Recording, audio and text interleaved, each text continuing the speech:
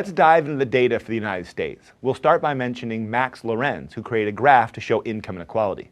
Along the bottom, we have the percent of households from 0 to 100%, and along the side, we have the percent share of income. By the way, we're using households rather than just looking at individuals because many households have 2 income earners.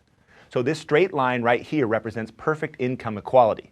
So every household earns the same income. And while perfect income equality might look nice on the surface, it's not really the goal. When different jobs have different incomes, people have an incentive to become a doctor or an entrepreneur or a YouTube star. You know, the job society really values. So this graph, called the Lorenz curve, helps visualize the depth of inequality. Now, for 2010, the US Census Bureau found that the poorest 20% of Americans made 3.3% of the income, and the richest 20% made over 50% of the income, so that's pretty unequal. But has it always been like this? Well, in 1970, the bottom group earned 4.1% of the income, and the top earned 43.3%.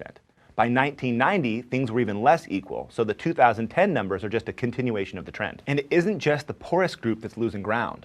Over those 40 years, each of the bottom groups, or 80% of households, earned smaller and smaller shares of the total income. Now, from the Lorenz curve, we can calculate the most commonly used measure of income inequality, the Gini index.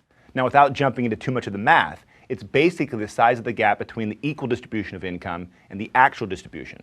Now, 0 represents complete equality, and 100 represents complete inequality. Now, you might be surprised to learn the US doesn't have the highest income inequality, but it does have the highest among Western industrialized nations. The UK has the highest in the EU.